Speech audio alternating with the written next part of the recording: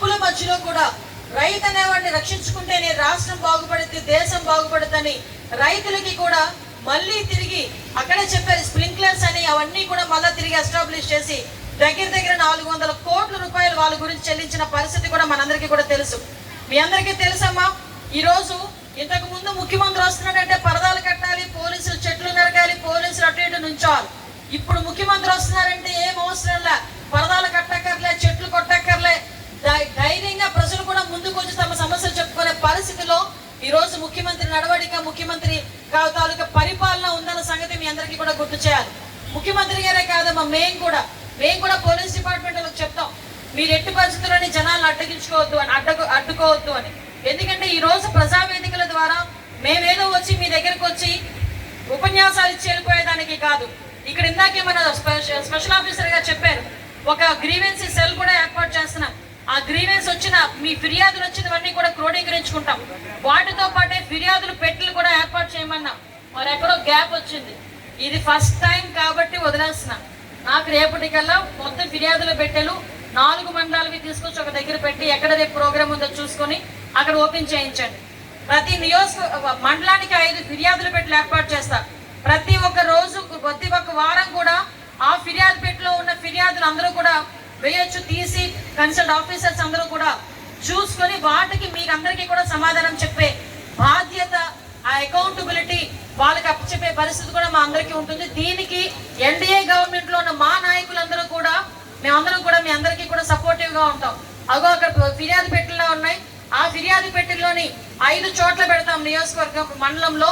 మళ్ళా తిరిగి దగ్గర 44,000 మెజారిటీతో మీ ఆడపడుచునైన నన్ను, ఎన్డీఏ కూటమిని ఇక్కడ మీరందరూ కూడా బలపరచడం, మీరందరూ కూడా గెలిపించుకోవటం, ఆ రోజు నుంచే పాయకరావుపేట నియోజకవర్గం మీద నాకు బాధ్యత కూడా పెరిగిందన్న విషయాన్ని మీ అందరికీ కూడా తెలియజేసుకుంటున్నా. ఏదైతే నమ్మకంతో గౌరవ చంద్రబాబు నాయుడు గారు, పవన్ కళ్యాణ్ గారు కలిపి ఈ రాష్ట్రానికి హోంశాఖకి నన్ను మంత్రిని చేసిన సందర్భం కూడా ఈ రకంగా గుర్తు చేసుకోవాలి. ఈ రోజు నేను ఏ పొజిషన్ లో ఉన్నా, ఈ ఒక మంత్రి పొజిషన్ లో ఉన్నా, ఈ దీవెనలన్నీ కూడా నా తల్లిదండ్రుల తర్వాత నా నియోజకవర్గ ప్రజలందరివి కూడా మీ అందరి దీవెనలు ఉన్నాయి కాబట్టి నేను ఈరోజు మీ అందరి ముందు ఇలా నిలబడగలుగుతున్నా. ఈ 5 సంవత్సరాలు కూడా ఏ ఒక్క క్షణం కూడా మన పాయకరావుపేట నియోజకవర్గ అభివృద్ధికే కాకుండా రాష్ట్రంలో ఆడపిల్లల రక్షణ విషయంలో కానీ, లా అండ్ ఆర్డర్ విషయంలో కానీ నాకు ఇచ్చిన బాధ్యతలన్నీ కూడా సక్రమంగా నిర్వర్తిస్తానని మీ అందరికీ కూడా మళ్ళీ మీ ఇంటి ఆడపడుచుగా నేను అందరికీ కూడా ప్రమాణం చేస్తున్నా. అందులో భాగంగానే ఈరోజు మంచి ప్రభుత్వం అని ఒక మంచి కాన్సెప్ట్ తీసుకొచ్చి ఒక 100 రోజులు, ఈ గవర్నమెంట్ వచ్చిన తర్వాత 100 రోజులు, ఈ 100 రోజుల కార్యక్రమంలో మీ అందరితోని కూడా మేము ఏం చేసాము, ఇంకా ఈ ప్రజలకు ఏమి చెయ్యాలి అని ఒకే ఒక ఉద్దేశంతో గౌరవ ముఖ్యమంత్రి గారు మీ అందరి దగ్గరికి మమ్మల్ని పంపించడం జరిగింది. రాజకీయంగా ఉన్న మాకే కాదు, ఈరోజు అడ్మినిస్ట్రేషన్ లో ఉన్న స్పెషల్ ఆఫీసర్లను నియమించారు, ఎండిఓలు, ఎంఆర్ఓలు, ప్రతి ఒక్క శాఖకి సంబంధించిన అధికారులందరూ కూడా మీ ఎదురుగా ఈరోజు వచ్చున్నారు. ఈరోజు ఈ కార్యక్రమానికి స్పెషల్ ఆఫీసర్ గా వచ్చిన సుబ్బలక్ష్మి గారు కానీ ఫిర్యాదు చేయలేరు. పోనీ మా వరకు వద్దామన్నా ఊర్లో వాళ్ళు ఏమనుకుంటారో, ఈ విషయం నేను కంప్లైంట్ ఇచ్చానని తెలిస్తే మా ఊరు వాళ్ళు ఏమైనా అనుకుంటారేమో అన్న భయం కొద్దీ చాలా మంది మనసులోనే దాచుకుంటారు. మీ పేరు ఎక్కడా బయట పెట్టం. మీ పేరు బయటకు వచ్చిందంటే ఆ కన్సర్న్ ఆఫీసర్ మీద చర్యలు తీసుకుంటాను. మీకు సమస్యకి పరిష్కారం కావాలి తప్పించి మీరు ఎవరు ఆ సమస్య చెప్పారన్న దాని గురించి అనవసరం. కాబట్టి ఇది కార్యక్రమాన్ని కూడా మేము అందరం కూడా తీసుకుంటున్నాం. అదేవిధంగా మీకు పోలీస్ డిపార్ట్మెంట్ వాళ్ళకి కూడా చెప్తున్నా, ఇది హోమ్ మినిస్టర్ నియోజకవర్గం. ఎట్టి పరిస్థితుల్లోని ఆడపిల్లల మీద అఘాయిత్యాలు జరగడం కానీ, ఈవ్ టీజింగ్లు కానీ, గంజాయి కానీ ఎక్కడైనా దొరికిందంటే మీకు ఫ్రీ హ్యాండ్ ఇస్తున్నా. గంజాయి విషయంలో కానీ, ఈవ్ టీజింగ్ల విషయంలో కానీ, ఆడపిల్లల్ని అబ్యూజింగ్ చేసే విషయంలో కానీ, మందు విషయంలో కానీ, సారాల విషయంలో కానీ మా నాయకులు ఫోన్ చేసినా మీరు పనిచేయాల్సిన అవసరం లేదు. ఇది మన ప్రజల తరపు నుంచి మనం పోరాటం చేస్తున్నాం కాబట్టి నేను సభాముఖంగా చెప్తున్నా, దీన్ని ఇదే టేక్ ఇట్ గ్రాంటెడ్ గా తీసుకోండి. ఎందుకంటే గంజాయి విపరీతంగా పెరిగిపోయింది. ఎంత విపరీతంగా పెరిగిపోయిందంటే వయసుతో సంబంధం లేకుండా ఆడవాళ్ళు బయటకు వెళ్తా ఉంటే నోటికొచ్చిన పేలాపళ్ళన్నీ పేలుతున్నారు, బయటకు వచ్చి అఘాయిత్యాలు చేస్తున్నారు.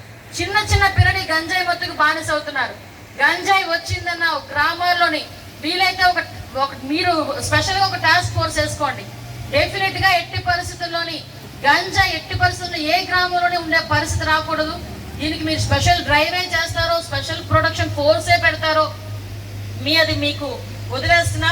ఎట్టి పరిస్థితుల్లో ఈ విషయంలో నాకు తెలిసి మా నాయకులు ఎవరు ఫోన్ చేయరు. ఫోన్ చేసినా కూడా మీరు పరిగణలోకి తీసుకోవాల్సిన అవసరం లేదు. అది కూడా చెప్తున్నా. అమ్మ మీ అందరికీ మళ్ళీ చెప్తున్నా. ఇంకొక విషయం చెప్పి ముగిస్తా.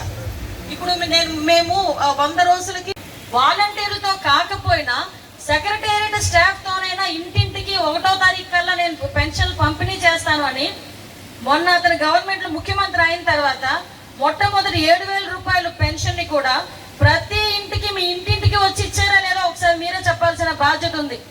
మీ అందరికీ కూడా ఇంటింటికి తీసుకొచ్చి ఇచ్చారు. 11వ గంట కల్లా మొత్తం 96% అంతా మాక్సిమం అయిపోయింది పెన్షన్ డిస్ట్రిబ్యూషన్. మరి ఇదే పని ఆ రోజు మే నెలలో జగన్మోహన్ రెడ్డి చేస్తుంటే ఆ 30 మంది చనిపోయేవారా? ఒక్కసారి మనం ఆలోచన చేసుకోవాలి. ఆ 2వ నెలకు వచ్చేసరికి, సెప్టెంబర్ నెలకు వచ్చేసరికి 1వ తారీఖు ఆదివారం వచ్చింది. ఆదివారం పూట అధికారులను మనం ఎందుకు ఇబ్బంది పెట్టడం, 2వ తారీఖున ఇద్దాంలేండి సార్ అన్నాం మేము క్యాబినెట్ మీటింగ్ లో. 2వ తారీఖున ఎందుకు, ముందు రోజు ఇవ్వడం మనకు అవ్వదా అని అడిగాడు ఆయన. ఒక రోజు ముందు ఇచ్చేద్దాం ఏమైపోయింది అని ఎవరైతే పెన్షన్దారులు ఉన్నారో వాళ్ళందరికీ కూడా ముందు రోజు శనివారం తీసుకొచ్చి మళ్ళీ ఇంటింటికి పెన్షన్ పంపిణీ చేసిన ఘనత. ఇంకొక విషయం చెప్పాలి, ఇక్కడ చాలా మంది అఫీషియల్స్ ఉన్నారు. 5 సంవత్సరాల్లో 1వ తారీఖు జీతం పడిన సందర్భం ఏదైనా ఉందా అండి మీకు? ఒకసారి మిమ్మల్ని నేను అడగకూడదు ఎందుకంటే అఫీషియల్స్ కాబట్టి, కానీ వాళ్ళ మనసులో తెలుసు ఏం జరిగింది అన్నది. కానీ ఈ 3 నెలల్లోనే 1వ తారీఖు కల్లా ఉద్యోగస్తులకి జీతాలు పడిన సందర్భం కూడా మేమందరం కూడా గుర్తు చేయాలి. ఈరోజు ఉద్యోగస్తులకే 1వ తారీఖు జీతాలు ఉండేవి కాదు. 15వ తారీఖు 10వ తారీఖు సగం జీతాలు వేసిన పరిస్థితి కూడా. అటువంటిది ఉద్యోగస్తులందరికీ కూడా 1వ తారీఖునే జీతాలు వేసాం ఈ 100 రోజుల్లో. అదేవిధంగా ల్యాండ్ టైటిలింగ్ యాక్ట్ అని మీ అందరికీ తెలుసు. మీ భూమి మీద తీసుకెళ్లి, మీ పాస్బుక్ల మీద తీసుకెళ్లి జగన్మోహన్ రెడ్డి ఫోటో వేసుకున్నాడు. సర్వే రాళ్ళ మీద జగన్మోహన్ రెడ్డి ఫోటో వేసుకున్నాడు. మీ కాగితాలన్నీ అతని దగ్గర పెట్టుకొని ఏంటది తనఖా పెట్టుకుందాం అనుకున్నాడు. అదే ల్యాండ్ టైటిలింగ్ యాక్ట్. గవర్నమెంట్ వచ్చిన వెంటనే దాన్ని రద్దు చేస్తామని చెప్పి గవర్నమెంట్ వచ్చి రాగానే పెట్టిన 5 సంతకాల్లో ల్యాండ్ టైటిలింగ్ యాక్ట్ మీద అది రద్దు చేసి మీ పాస్ పుస్తకాల మీద రాజముద్రతో మీకు పాస్ పుస్తకాలు ఇస్తాను తప్పించి ఏ నాయకుడు ఫోటోలు ఉండవు. కేవలం మీరు మీ హక్కుదారుల ఫోటోలు మాత్రమే ఉంటాయని గౌరవ చంద్రబాబు నాయుడు గారు చెప్పిన సందర్భం. ఇప్పుడు అదేవిధంగా ఈ రోజు నాతో పాటు ఇక్కడికి వచ్చిన నాయకులు మన తోట నగేష్ గారు, అదేవిధంగా అబద్ధం గారు, మండలపాటి అధ్యక్షులు అబద్ధం గారు, మన బీజేపీ నాయకులు, మిగతా మండలాల నుంచి వచ్చిన మండలపాటి అధ్యక్షులు, పెద్దలు అందరూ కూడా ఇక్కడ ఉన్నారు. ఇక్కడ మేము ఉన్నది కూడా మీరు అందరూ అనుకోవచ్చు ఏదో స్టేజ్ ఎక్కి కూర్చొని నాయకత్వం చేస్తున్నారనేది కాదు. మీరు కిందన కూర్చునే వాళ్ళందరూ కూడా, ఇక్కడ కూర్చునే వాళ్ళందరికీ బాధ్యత ఎంత ఉంటుందో నాకు తెలియదు, కానీ ఇక్కడ కూర్చున్న ప్రతి ఒక్కరికి కూడా 1కి 1000 సార్లు బాధ్యతగా తీసుకుంటేనే ఇక్కడ అందరూ కూడా కూర్చునే పరిస్థితి ఉంటుంది. ఎందుకంటే 44,000 మెజార్టీ అంటే, సుమారుగా 44,000 మెజార్టీ అంటే చిన్న విషయం కాదు. అంత పెద్ద మెజారిటీ ఇచ్చిన తర్వాత మీ అందరు కూడా అనుకున్న విధంగా, మీ అందరికీ ఆశయాలకు అనుగుణంగా మేము పనిచేయాల్సిన బాధ్యత ఉంటుంది. దాని మూలంగానే గౌరవ చంద్రబాబు నాయుడు గారు కూడా 175 సీట్లకి 164 సీట్లు ఇచ్చిన తర్వాత ఆయన బాధ్యత పెరిగింది అనుకుని 1వ రోజు నుంచే పనిచేయడం మొదలుపెట్టారు. 5 సంవత్సరాలు కష్టపడ్డాం కదా, 5 సంవత్సరాలు గవర్నమెంట్ ఇచ్చారు కదా అని చెప్పి ఆయన ఎప్పుడు కూడా ఇంట్లో పడుకోలే. నాకు తెలిసి 100 రోజుల్లోని కూడా 100 రోజులు కూడా పనిచేసిన ముఖ్యమంత్రి ఎవరైనా ఉన్నారంటే అది గౌరవ చంద్రబాబు నాయుడు గారిని మాత్రమే మనం తెలుసుకోవచ్చు. ఈరోజు ఆ రోజు మీ అందరికీ చెప్పారు, ఏప్రిల్ నెల నుంచి మే నెల నుంచి మీకు అందరికీ కూడా పెన్షన్ 4,000 రూపాయలు ఇస్తాను అని చెప్పింది. చెప్పినట్టుగానే గవర్నమెంట్ వచ్చిన తర్వాత వచ్చే నెల 7,000 రూపాయలు ప్రతి ఒక్కరికి ఇంటింటికి తీసుకుని. ఎందుకు ఈ మాట చెప్తున్నారంటే, రాజకీయాలు ఎక్కడైనా చేసుకోవచ్చు కానీ ప్రజల దగ్గర రాజకీయాలు చేయకూడదు. ఆ విషయం తెలియజెప్పాలని ఉద్దేశంతో ఈ విషయం మాట్లాడుతున్నా మీ దగ్గర. వాలంటీర్లు అందరూ కూడా పెన్షన్లు ఇస్తున్నారు. వాలంటీర్లు పెన్షన్ ఇవ్వకూడదు అని ఎలక్షన్ కమిషన్ చెప్పింది. కాబట్టి వాలంటీర్ని పెన్షన్ ఇవ్వలేకపోతున్నామని మే నెలలోని మంచి ఎండల్లోని పెన్షన్ తీసుకున్న వాళ్ళు చాలా మంది రోడ్ల మీదకి వచ్చి లైన్లో నుంచొని పెన్షన్లు తీసుకున్నారు.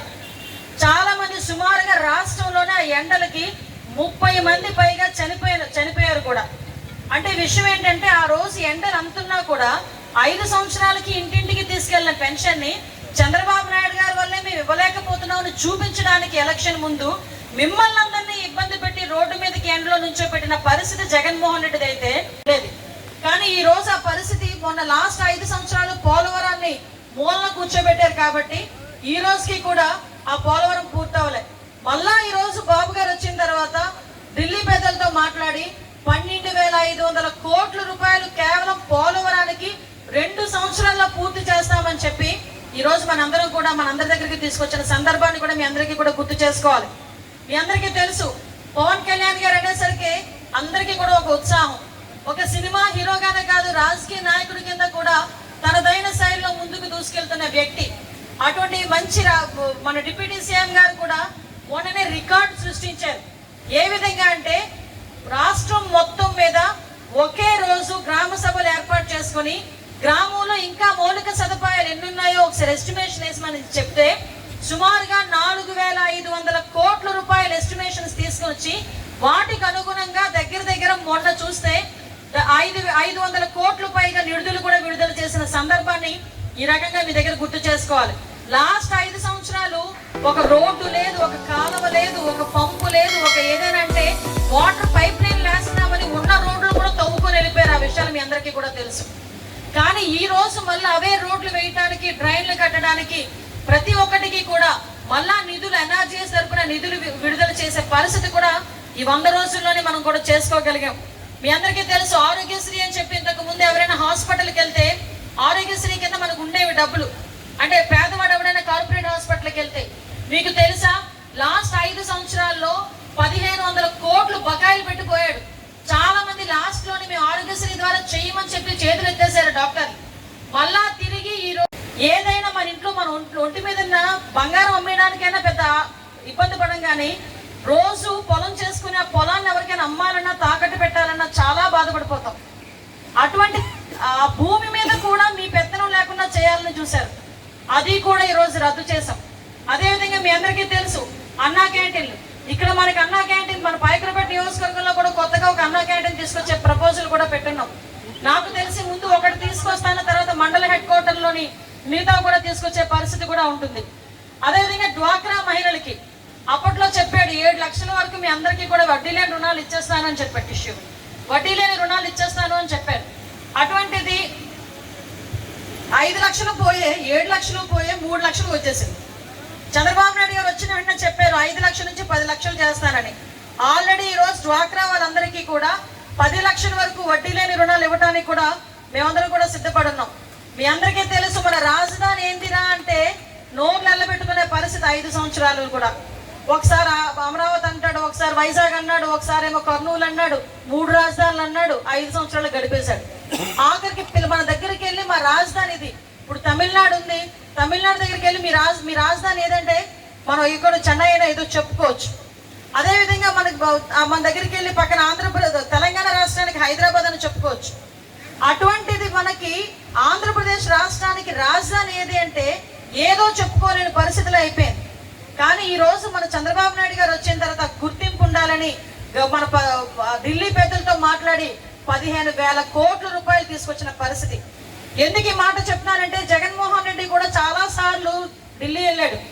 ఎందుకయ్యా ఢిల్లీ వెళ్ళావంటే కేసులు మాఫీ చేసుకోవడానికి వెళ్ళాడు తప్పించి ఏ రోజు 1 రూపాయి తీసుకొచ్చి రాష్ట్రానికి పెట్టడానికి ఇవ్వలేదు. పోలవరం, ఈ రోజు ఆ పోలవరం కనుక నిండుంటే మనకి దార్లపూడి దగ్గర ఆక్వాడక్ట్ కనుక పూర్తయిపోయి ఉంటే చుట్టుపక్కల ఉన్న వాళ్ళెవరికి కూడా సాగునీటికి ఇబ్బంది లేకుండా